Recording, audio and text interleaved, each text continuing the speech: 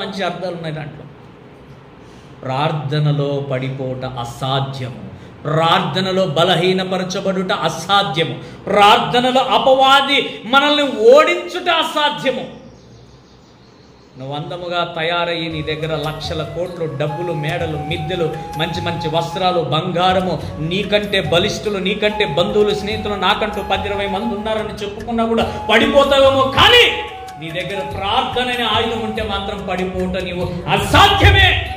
నీ దగ్గర ఏమున్నా లేకున్నా, నువ్వు బీదదానివైనా బీదవాడివైనా, తినటానికి తిండి లేకున్నా, మంచి వస్త్రాలు నీ దగ్గర లేకున్నా, ప్రార్థన ఆయుధం నీ దగ్గర ఉంటే ఏ విధమైనటువంటివి కూడా నీ దగ్గర అస్త్రాలు పనిచేయవు. ఇప్పుడు అపవాది, నేను యుద్ధం గురించి చెప్పాను. ఇక అస్త్రాలు అనేటువంటివి ఏ రూపంలో తీసుకొస్తాడో మనకు అందరికీ తెలిసినవే.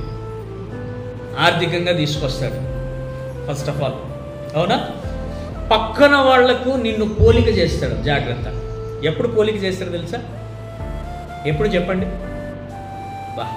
వాళ్ళు ఎంత మంచి బట్టలు వేసుకున్నారు, వాళ్ళు ఎంత మంచి ఇల్లు కట్టుకున్నారు, స్టార్ట్ అయిపోయా. అస్త్రం వేసా, తీసా, ఇంట్లోనికి వదిలే. భార్య భర్తలు కొట్టుకోవాల్సిందే, అన్నదమ్ములు కొట్టుకోవాల్సిందే, అక్కజిల్లాలు కొట్టాల్సిందే. అందరూ చివరికి ఏం రాదు, నెమ్మది అనేటువంటి దగ్గరికే రాదు, ఉండదు. ఇక పని చేసే చోట కూడా ఉంటాయి కొన్ని. మంచిగా పని చేసినా కష్టమే, అవునా? అమ్మగారు చెప్తా అంటారు, ఎంత మంచిగా పని చేసినా కూడా కష్టమే. యథార్థముగా ఉండటము చాలా కష్టము. బాగా గుర్తుపెట్టుకోండి. హల్లెలూయా, హల్లెలూయా. ఎవరో నిన్ను తక్కువ చేశారని చెప్పి నీ దేవుడు నిన్ను తక్కువ చేయలేదు కదా. ఏ తల్లిదండ్రులు ఎవరో బంధువులు నిన్ను తక్కువ చేశారని నీ తల్లి నిన్ను తక్కువ చేయలేదు కదా. హల్లెలూయా, హల్లెలూయా. వాడు ఎన్ని వస్త్రాలు వదిలినా, ఎన్ని అస్త్రాలు వదిలినా, ఏమి చేసినా చివరికి నిన్ను ప్రేమించి నిన్ను నిలబెట్టగలిగిన దేవుడు యేసుక్రీస్తు వారు. నీవు దేవుని వైపు చూడ్చు, నీ పయనాన్ని కొనసాగించు, లోకం వైపు చూడవద్దు. వదిలాడు వదిలాడు వదిలాడు, ఎన్నెన్నో వస్త్రాలు వదిలాడు. కొన్ని చోట్లేమో, కొన్ని కుటుంబాలేమో టక్కన పడిపోతున్నాయి అస్త్రాలకు, కొన్ని కుటుంబాలేమో నలిగిపోయి కన్నీరు గారుస్తూ దుఃఖపడుతూ, ఎన్ని వచ్చినప్పటికీ కూడా వాళ్ళు కన్నీరు కార్చిన దేవుని కొరకే. వస్త్రాలు లేకపోయినా దేవుని కొరకే, సరైన తిండి లేకపోయినా దేవుని కొరకే. ఎప్పటి వరకు? ఆ ప్రార్థన నీలో ఫలించి నిన్ను ఒక స్థితికి, మంచి మార్పులోనికి తీసుకొచ్చేంత వరకే. శిల్పాన్ని చూసారా మీరు? శిల్పాన్ని చూసారా? ఓకే. ఆ బండగా ఉన్నంత వరకు దానికి ఏ విధమైన విలువ అనేటువంటిది ఉండదు, ఓకేనా? దాన్ని చెక్కిన శిల్పి, అతనికి విలువ వస్తుందో లేదో తెలియదు, కానీ ఆ శిల్పానికి మటుకు అమాంతంగా విలువ పెరిగిపోతుంది. ఎందుకంటే విలువ పెరిగిపోయేది, రూపం వచ్చింది. అంతకుముందు లోకంలో నువ్వు ఉన్నప్పుడు, అది లోకంలో నుండి దేవుడు నిన్ను ఏర్పరిచి తీసుకొని వచ్చినప్పుడు శిల్పివి నీవు. నీ విలువను నువ్వు ఎప్పుడూ కూడా తక్కువగా చేసుకోకూడదు. హల్లెలూయా, హల్లెలూయా. ఎందుకంటే దేవుడే నిన్ను చెక్కాడు, దేవుడు నిన్ను చెక్కాడు. మనిషి కాదు నిన్ను చెక్కింది. ఎవరు చెక్కారు? ఆయన మంచి శిల్పకారు. ఏ విధంగా చెక్కాలో ఆయనకి బాగా తెలుసు. నిన్ను నన్ను అదే రీతిగా చెక్కాడు. మరి అంతగా ఆయన ప్రయాసపడి చెక్కిన ఈ శిల్పము సులువుగా పాపంలో పడితే అర్థముందా? అర్థముందా? కానీ పడిపోతా ఉన్నా. పడిపోకూడదు. ఒక వాక్యాన్ని చదువుకుందాం మనం. 1వ పేతురు రాసిన పత్రిక 5వ అధ్యాయము 8వ వచనాన్ని ఒకసారి చదువుకుందాం. 1వ పేతురు 5:8 ఒకసారి చదువుకుందాం. నిబ్బరమైన బుద్ధి గలవారై మెలకువగా ఉండుడి. మీ విరోధి అయిన అపవాది గర్జించు సింహము వలె ఎవరిని ఎప్పుడు ఎక్కడ ఎలా మృంగుదునా అని వెతుకుతూ వాడు తిరుగుతూ ఉన్నాడు. ఆమేన్, హల్లెలూయా. మొదటిది ఏంటంటే నిబ్బరమైన బుద్ధి గలవారై మెలకువగా ఉండుడి. హల్లెలూయా. మొట్టమొదటిది ఏంటంటే నిబ్బరమైన బుద్ధి గలవారై మెలకువగా ఉండుడి. సులువుగా, ఈజీగా పాపంలో పడుటకు అవకాశమును ఇవ్వకండి. ఇక్కడ అపవాది ఎలా తిరుగుతున్నాడంట? గర్జించు సింహము వలె ఎవరిని మృంగుదునా. యాక్చువల్గా సింహము ఏ జంతువుని మింగుతుంది తెలుసా మీకు? ఏ జంతువుని వేటాడి చంపుతుందో తెలుసా మీకు? ఒక గ్రూప్ ఉన్నాయనండి, ఒక 10 ఉన్నాయి, ఒక 10 జంతువులు ఉన్నాయి. 10 జింకలే అనుకోండి, 10 జింకలే. ఆ 10 జింకల్లో దేనిని వేటాడి చంపుతుంది? ఇంకా ఒంటరిగా ఉండేది. ఇంకా సింహము కానీ పులి కానీ మొట్టమొదటిగా ఏం అబ్జర్వ్ చేస్తుంది తెలుసా? ఏది భయపడుతుంది, ఏది ఇంట్రెస్ట్గా మేయట్లేదు, అది దిక్కులు చూస్తుంది, ఏదైనా వచ్చి నన్ను తినేస్తుందా అని భయముతోనే మేస్తూ ఉంటుంది. అది దిక్కులు చూస్తూనే ఉంటుంది.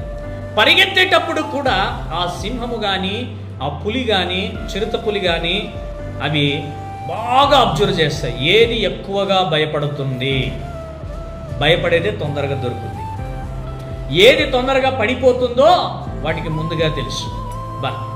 యాక్చువల్గా యేసుక్రీస్తు వారిని బైబిల్లో యూదా గోత్రపు సింహము అని చూసాం, అవునా?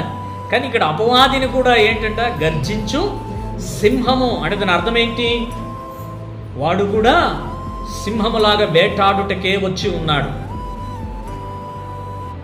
వాడు ఏ విధంగా వేటాడుతాడు అంటే, నీ బలహీనత వాడికి తెలిసినప్పుడు. నీ బలహీనత ఎప్పుడు తెలుస్తుంది అపవాదికి? నీ భయము అనేది ఎప్పుడు తెలుస్తుంది అపవాదికి? ప్రార్థనలో లేనప్పుడు, దేవునితో సహవాసము కలిగి లేనప్పుడు. ఏమంట? ప్రార్థనలో లేనప్పుడు. రెండవది ఏంటి తెలుసా? నీ హృదయం అనేటువంటిది దేవునికి దగ్గరగా లేనప్పుడు. ప్రార్థన దేవునికి సహవాసం లేనప్పుడు మనలో డౌట్లు ఉంటాయి, మనలో భయం ఉంటుంది, మనలో అనేకమైన అనుమానాలు ఉంటాయి, మనలో అనేకమైనటువంటి అపవాది ఆలోచనలే మనకు ఉంటాయి. అప్పుడు ఏంటంటే అపవాది పరిగెత్తుకుంటూ వస్తున్నాడు. ఏం చేసాం మనము? ఏం చేశాం? చదవండి ఇంకొకసారి. గర్జించు సింహము వలె ఎప్పుడు ఎవరిని మృంగుదునా అని చాలా జాగ్రత్తగా వెతుకుతా ఉన్నాడు. ఇక్కడ ఇంతమంది కూర్చున్నారు. వాడు ఆల్రెడీ సెలక్షన్ చేసుకున్నాడు కొంతమందిని.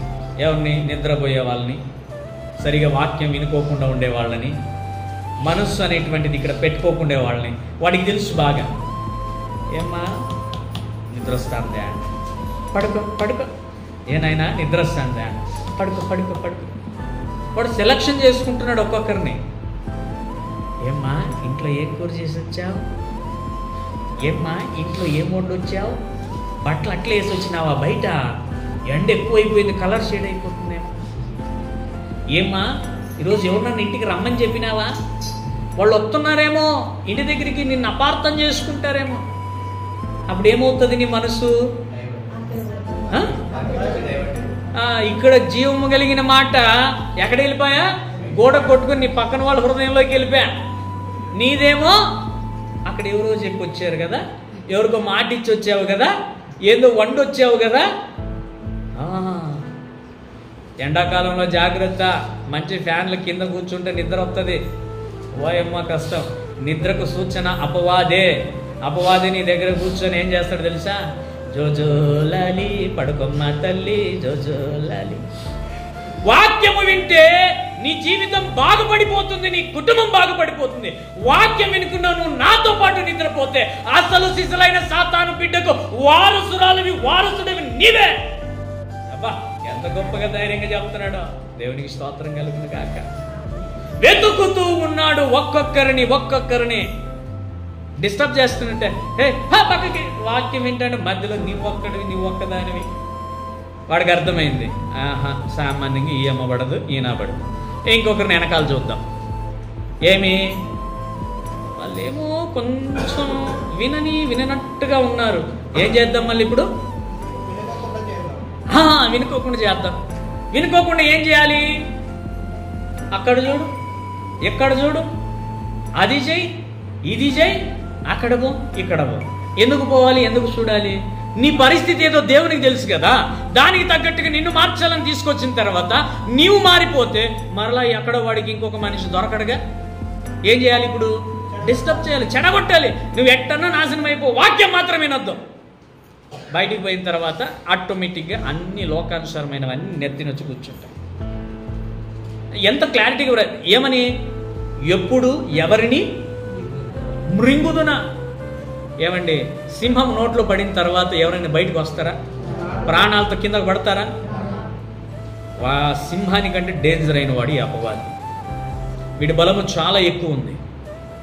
దేవునిని శోధించిన వాడు దేవుని బిడ్డలను శోధించడని ఏమన్నా అనుకుంటున్నావా? శోధించడం ఉండదు దేవుని బిడ్డలకి. ఒకేసారి పంజంత కొడితే పైకి కూడా లేవు. మళ్ళా అర్థమవుతుందా? దేవుని శోధించాడు, కానీ ఆయన శోధించిన తర్వాత తన బిడ్డలకు శోధన రాకుండా ఆయన చూసుకుంటున్నాడు. నిన్ను నన్ను శోధించుకుంటే ఏం చేస్తాడంట? సులువుగా చిక్కులు పెట్టు పాపంలోనికి తీసుకుని వస్తాడు. ఇక్కడ అదే కదా చాలా మంచిది. అంటే ఆరంభములో వాడికి అర్థమైంది. ఏమని అర్థమైంది? పాటలు పాడుతున్నారు, చప్పట్లు కొడుతున్నారు, ప్రార్థన చేస్తున్నారు. నాయన వీళ్ళ జోలికి మనం పోకూడదు. నిదానంగా వీళ్ళని మన రూట్లోకి తీసుకోవాలి. ఎట్లా తీసుకొని రావాలా? ఎట్లా తీసుకురావాలా? ఎట్లా తీసుకొని రావాలా? విశ్వాసంలో బలహీనపరచాలి, భక్తిలో బలహీనపరచాలి, వాక్యము వినకుండా చేయాలి, ప్రార్థన చేయకుండా చేయాలి, సహవాసుల మంచి సహవాసము లేకుండా చేయాలి. లోకంతో సహవాసం చేస్తే తొందరగా నరకానికి పోవచ్చుగా. సహవాసం కలిగిన నీతి మంతులతో సహవాసం చేస్తే మళ్ళా జీవంలోనికి పోవాలి కదా. కాబట్టి ఏం చేయాలి? లోకంలో వాళ్ళే స్నేహితులు ఎక్కువ మనకు, అవునా? అలాంటి వాళ్ళకి నేను ఎంతోమంది శత్రువుని. ఎందుకంటే సూటిగా మంచిగా చెబుతానుగా, అయ్యగారు అందరికీ శత్రువే. మంచిగా హెచ్చరిస్తానుగా, అందరికీ శత్రువే. లెక్కలేనంత మంది స్నేహితులు ఉండేవారు నాకు.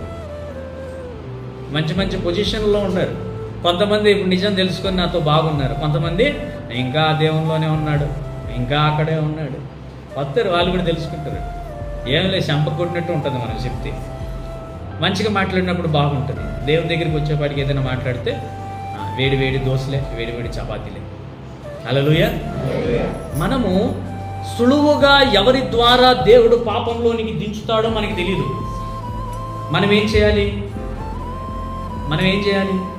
సులువుగా చిక్కుల్లో పడుకోకుండా ప్రార్థనలు మెలకువ కలిగి ఉండాలి. మొదటిది అదే కదా, నిబ్బరమైన బుద్ధి గలవారై మెలకువగా ఉండాలి. అంటే నిబ్బరము అంటే ఏం తెలుసు మీకు? ఏమండి నిబ్బరం అంటే? ఇంకా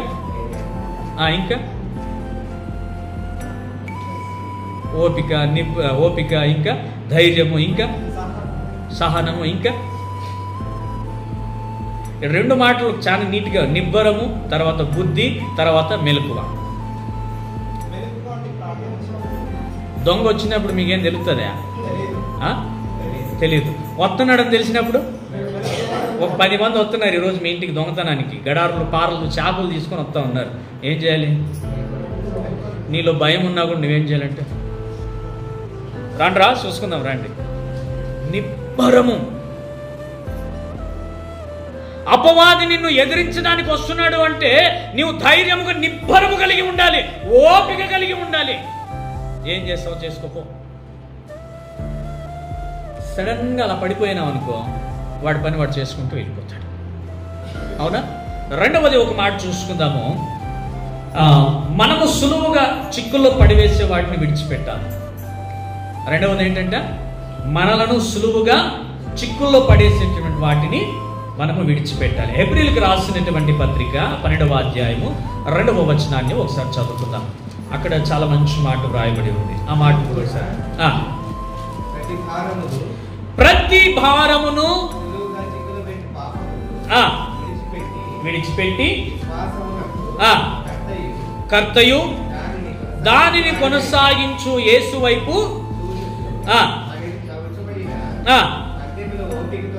మనకు ఏదైతే ఇవ్వబడినటువంటి పందెం ఉన్నదో దానిలో మనము ఓపికగా పరిగెత్తుదము. ఆయన తన ఎదుట ఉంచబడిన ఆనందము కొరకై అవమానమును నిర్లక్ష్య పెట్టి శిలువను సహించి దేవుని సింహాసనము యొక్క కుడి పార్శ్వమున ఆసీనుడై ఉన్నాడు. ఓ, ఎంత అద్భుతమైనటువంటి మాటలు చూడండి. హల్లెలూయా.